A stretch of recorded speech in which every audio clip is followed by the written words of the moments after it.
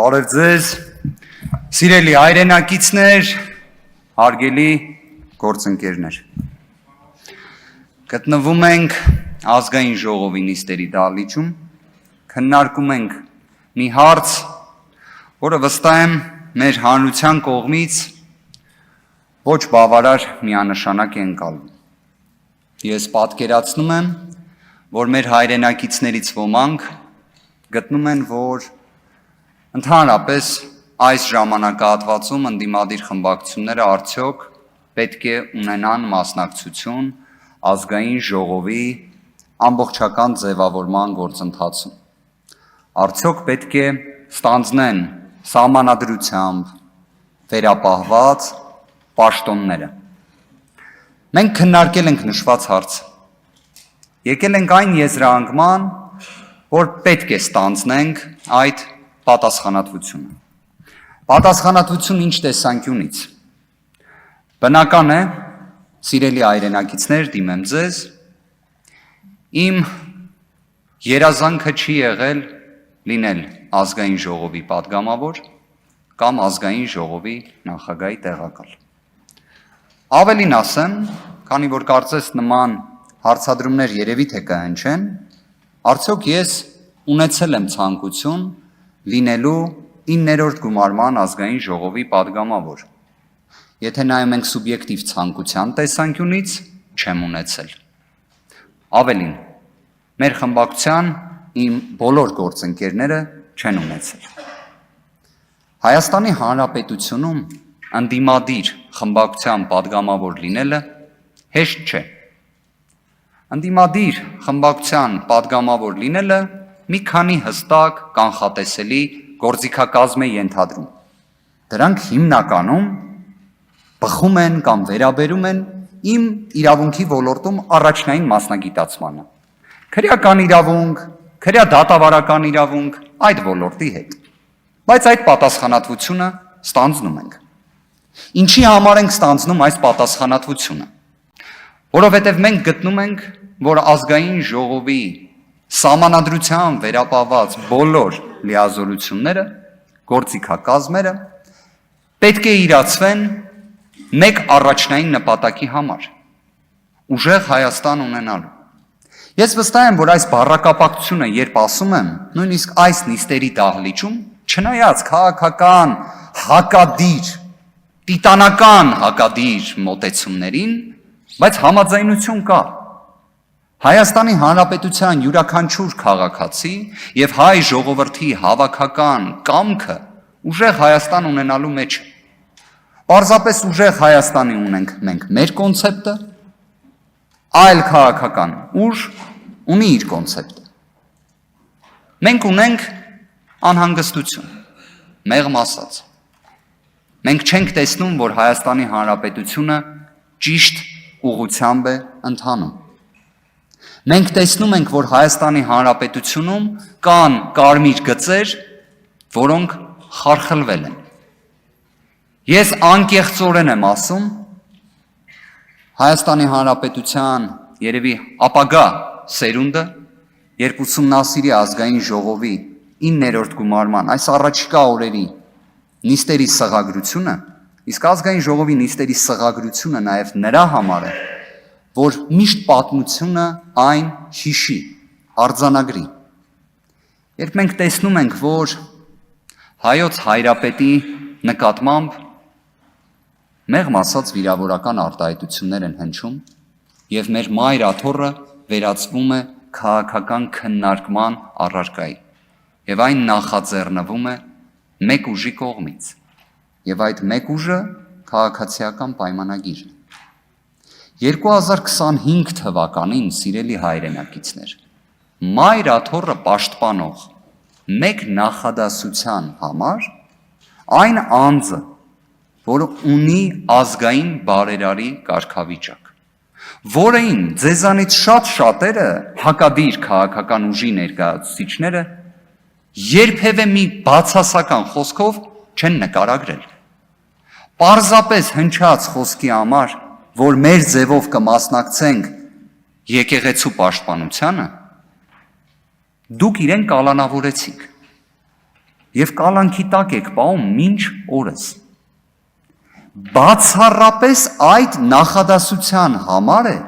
որ Սամվել Կարապետյանը եղել է կալանավորված մինչև նոյեմբեր ամիսը ներառյալ։ Հունիսի 18-ից նոյեմբեր ամիսը։ Այնուհետև, քանի որ ավելացել էր մեկ այլ հոդված, տնտեսական բնույթի եւ այլ, որի հետ բոլոր դատարանները ունեին անհամաձայնություն,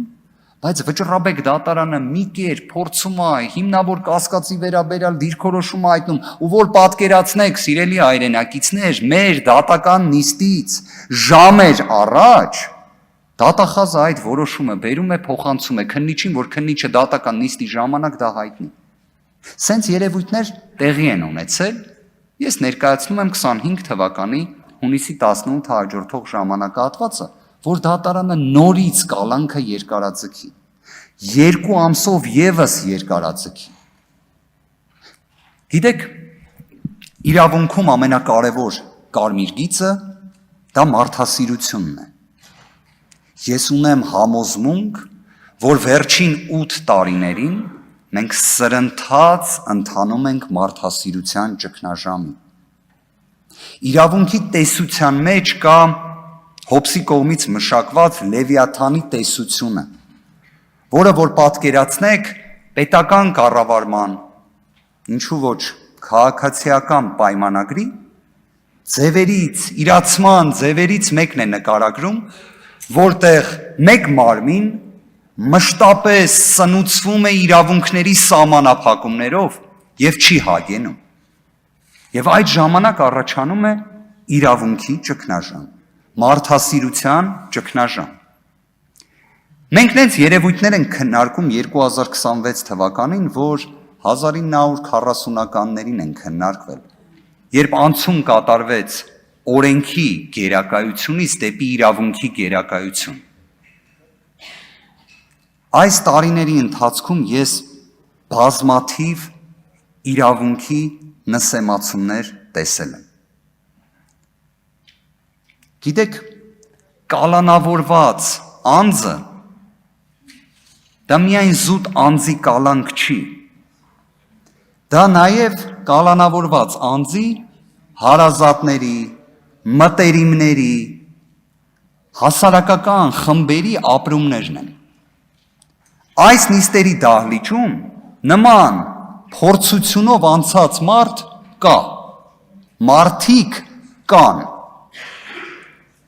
Տեսնելով այն անարդարությունները, որոնք տեղի են ունենում, իսկ ես համոզված եմ, ձեզանից շատերը այս նիստերի դահլիճում ևս դա տեսնում են, չեն կարող չտեսնել։ Այսինքն չեն կարող չտեսնել, որ դուք, իդեպ ձեզանից շատերը, ովքեր հիմա էլ ներկա են այս դահլիճում, ընդունել էիք նոր քրեական դատավարության օրենսգիրքը, որը նախատեսում էր, որ պետք է այլևս միայն զուտ կալանքը չլինի, պետք է լինի տնային կալանք, պետք է լինի վարչական հսկողություն, դուք եք ընդունել դա։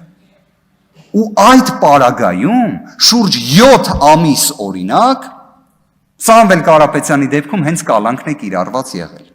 Շուրջ 8-9 ամիս սրբազան հայրերի նկատմամբ հենց մենակ կալանքն է կիրառված եղել։ Եթե կա Հայաստանում մի մասնագետ, որը կարող է ներկայացնել մեկ ողջամիտ փաստարկ, թե ինչի համար է տենց եղել, թե ինչի հենց ձեր ընդունած տնային կալանքը, վարչական հսկողությունը համակցված գրավով չեն կիրառվել, ես կուզեմ լսել այդ պատասխանը։ Բայց ես կարող եմ ձեր առջև կանգնած, ձեր եւ սիրելի հայրենակիցների անեմ պնդում, որ այդ բոլոր կալանքները եղել են ապօրինի, եղել են սխալ, եւ դրա հիմնավորումը գիտեք ոնց կարող եմ տալ, որ չեք կարող ինձ հետ չհամաձայնվել։ Երբ այդ կալանքները փոխվել են տնային կալանքի կամ ավելի մեղմ խափաման միջոցի, երբեք դրա խստացման միջնորդություն չի ներկայացվել։ Ոչ մի դատախազ հետո չի եկել ասել, որ տեսեք, ոչ պատշաճ վարքագիծ դրսևորեց։ Այսինքն ստացվում է ի սկզբանե մենք ճիշտ էինք։ Ի սկզբանե, բայց տենց չի աշխատում համակարգը։ Ժողովուրդ ջան, մենք լրջագույն խնդիրներ ունենք այս ոլորտում։ Լրջագույն։ Հիմա երբ օրինակ իմ գործընկերոջ Ռուբեն Մխիթարյանի օրինակը բերում ենք,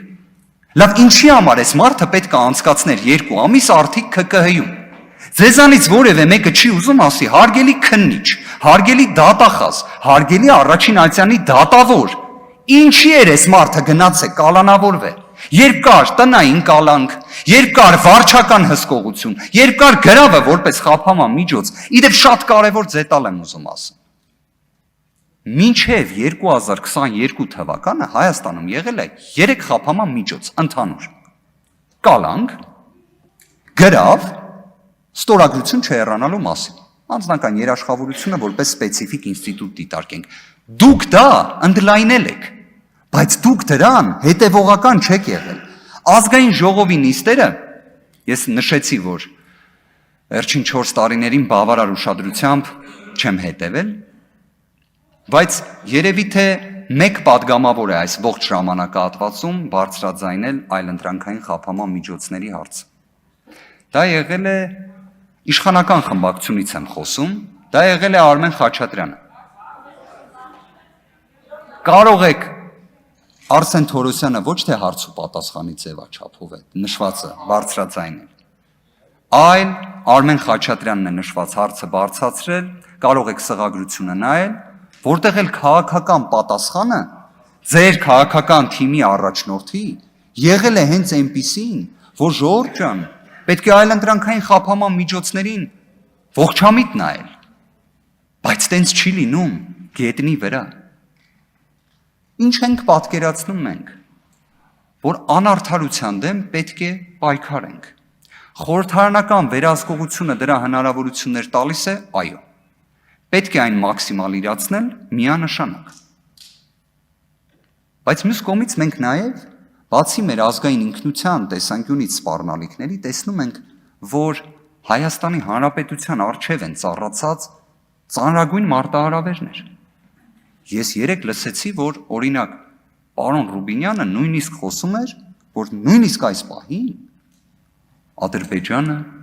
Թուրքիան շարունակում են սպառնալիք մնալ Հայաստանի Հանրապետության համար, եւ սա ռացիոնալ դիրքորոշում է։ Ես իդեպ նշվածը չէի լսել վերջին, կարծես մի քանի տարվա ընթացքում։ Հետևաբար մենք արտաքին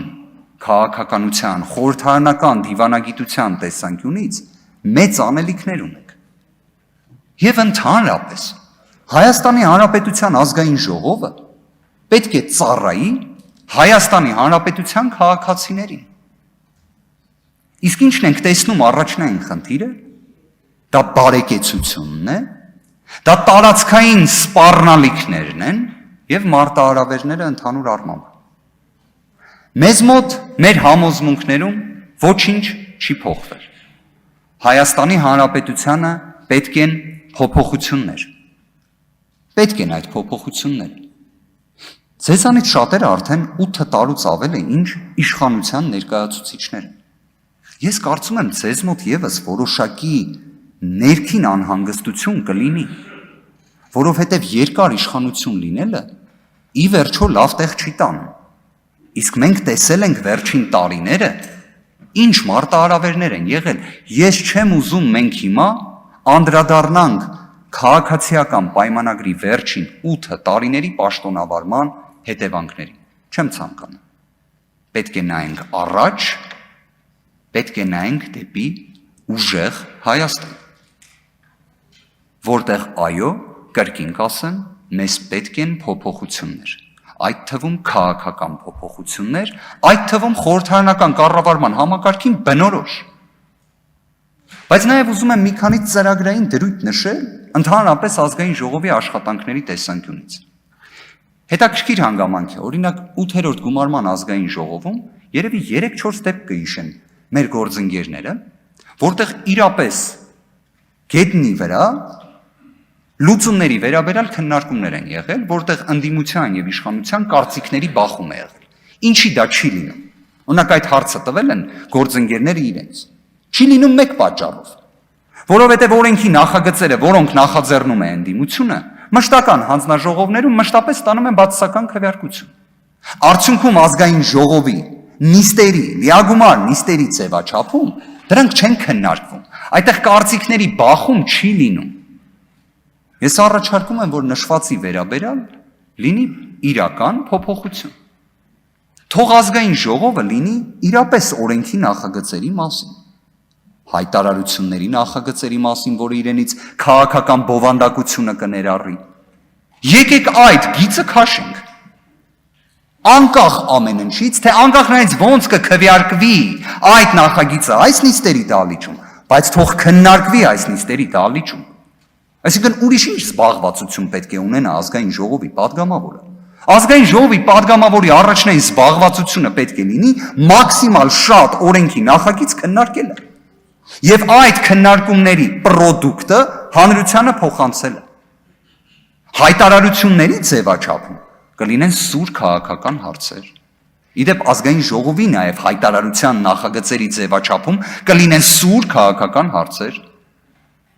Կլինեն մտահոգություններ, որոնք թող արդեն հանրությունն էլ գնահատի եւ ըստ անհրաժեշտության դրանից բխող գործողություններ կարող է ձեռնարկի,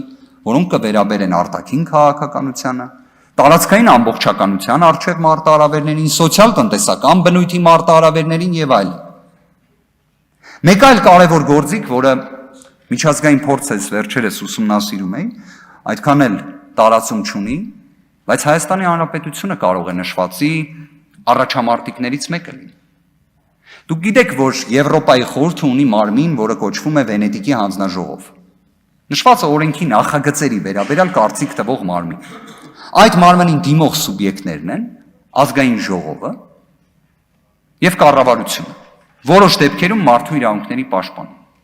Իդեպ կարծում եմ, որ Վենետիկի հանձնաժողովը նաև որպես դիմող սուբյեկտ պետք է դիտարկի ազգային ժողովի հենց ընդդիմադիր խմբակցության կողմից ընտրված նախագահի տեղակալի դիմելու կարգավիճակը, որովհետև որպես այդպիսին դիմելու գործիքակազմ այլ կողմից կարծիք ստանալու պետք է լինի, որովհետև կարող է լինել օրենքի նախագիծ, որը իշխանության կողմից նախաձեռնվի եւ իշխանությունը գիտակցաբար այն օրինակ չուղարկի միջազգային փորձագիտական կարծիքի եւ ընդդիմությունը ունենա գործիքակազմ դրան հակադարձել։ Պետք է նաև ասեմ, որ ազգային ժողովի նախագահի տեղակալը ունի սահմանափակ լիազորություններ։ Այն բովանդակային առումով չի տարբերվում ազգային ժողովի որևէ падգամավորից։ Լիազորությունը ըստ էության վերաբերում է նիստը նախագահելուն։ Պայմանականորեն ես արդյոք հավանական համարում եմ, որ ընտրվելու դեպքում երբևէ պետք է ազգային ժողովի նիստ նախագահեն։ Քիչ հավանական եմ համարում,